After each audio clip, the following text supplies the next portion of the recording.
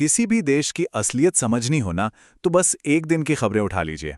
International tension से लेकर देश की पॉलिटिक्स तक और एक आम इंसान की छोटी सी कहानी तक, ये सब मिलकर ही तो देश की पूरी तस्वीर बनाते हैं।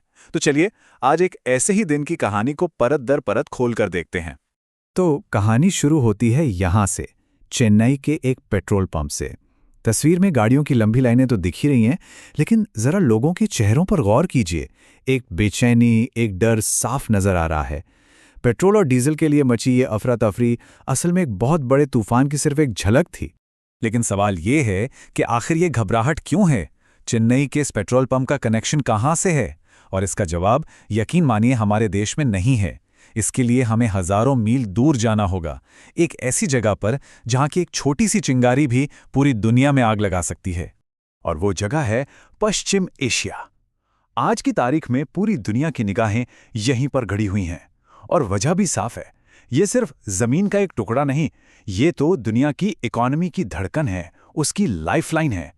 यहां जरा सी भी गड़बड़ हुई तो पूरी दुनिया के तेल बाजार में भूचाल आ जाता है। अब जरा इस बयान को देखिए, ये कोई मामूली बात नहीं है। ईरान के नए सुप्रीम लीडर ने दुनिया की सबसे कमजोर नस दबा दी है, और वो है स्ट्रेट ऑफ हॉर्मुज। आप इसे दुनिया की तेल सप्लाई का मेन हाईवे समझ लीजिए, और ईरान कह रहा है कि वो इस हाईवे को ब्लॉक कर देगा। ये सिर्फ एक धमकी नहीं, ये एक खुली चेतावनी है पूरी दुनिया को। अब जब धमकी इतनी सीधी थी तो भारत भी चुप नहीं बैठ सकता था। उसने भी तुरंत अपने डिप्लोमैटिक कार्ड्स खेलने शुरू कर दिए। देखिए, एक तरफ तो यूनाइटेड नेशंस में ईरान के खिलाफ प्रस्ताव का साथ दिया, वहीं दूसरी तरफ प्रधानमंत्री मोदी ने सीधा ईरान के राष्ट्रपति को फोन मिलाया और अपनी गहरी चिंता जाहिर की। और साथ ही देश की संसद को भी ये यकीन दिलाया कि घबराने की जरूरत नहीं है, हमारी तेल सप्लाई एकदम सुरक्षित है। तो इंटरनेशनल लेवल पे तो ये सब चल ही रहा था, लेकिन इसका असर हमारे घरों तक, हमारी सड़कों तक कैसे पहुंचा?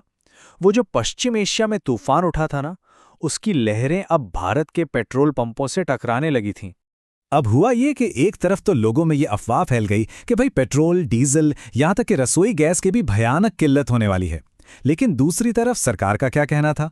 पेट्रोलियम मंत्री हरदीप सिंह पुरी ने संसद में खड़े होकर साफ साफ कहा, कोई कमी नहीं है, हमारी डोमेस्टिक सप्लाई पूरी तरह से सेफ है। तो एक तरफ था डर और दूसरी तरफ था सरकारी भरोसा।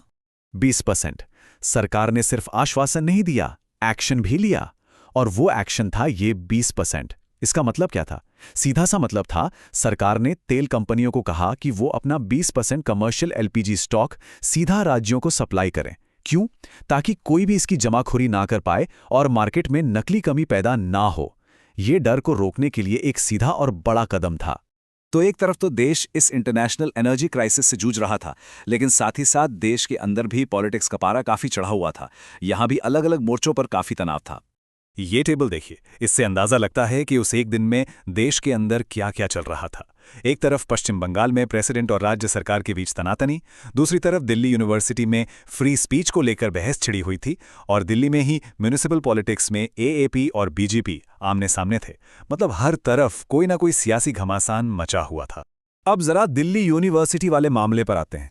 यहां दिल्ली हाईकोर्ट ने एक बहुत ही बड़ा और जरूरी सवाल पूछा कि क्या किसी भी यूनिवर्सिटी कैंपस में हर तरह के प्रोटेस्ट पर पूरी तरह से, मतलब एक ब्लैंकेट बैन लगाया जा सकता है? हाँ, कोर्ट ने फौरन उस बैन पर रोक तो नहीं लगाई, लेकिन ये इशारा जरूर कर दिया कि इस तरह का बैन हमारे बोलने की आजादी, हमारे फंडामेंटल राइट्स पर ही एक सवाल खड़ा करता है। तो चलिए, अब बड़ी बड़ी इंटरनेशनल और नेशनल पॉलिटिक्स से हटकर एक ऐसी कहानी की तरफ चलते हैं जो सीधे सीधे हम जैसे आम लोगों की जिंदगी से जुड़ी है। ये कहानी है दिल्ली की और एक बहुत बड़ी ट्रेजेडी की। ये जो तस्वीर है ना, ये साउथ वेस्ट दिल्ली की एक झुग्गी बस्ती की है। यहां एक आग ने 400 झोपड़ियों को, मतलब 400 घरों को जला के राख कर दिया। अच्छी बात सिर्फ इतनी थी कि कोई जानी नुकसान नहीं हुआ, लेकिन सोचिए, सैकड़ों लोगों की छत चली गई, उनकी पूरी जिंदगी की जमा पूंजी, उनके सपने, सब कुछ एक ही झटके में खाक हो गया। अब इन सब बड़ी और तेज खबरों के शोर में एक और कहानी दबी रह गई। ये कहानी ना तो इंटरनेशनल क्राइसिस की है, ना ही पॉलिटिक्स की।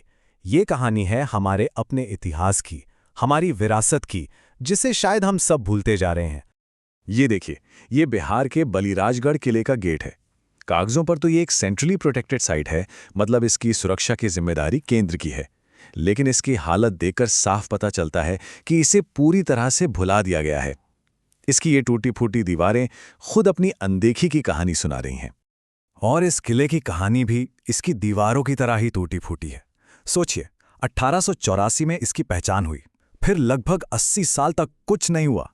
1962 में पहली बार खुदाई शुरू हुई, फिर दशकों तक सब शांत। 2013 में काम फिर से शुरू तो हुआ, लेकिन बीच में ही रुक गया। और अब खबर है कि 2026 में शायद फिर से यहाँ काम शुरू हो।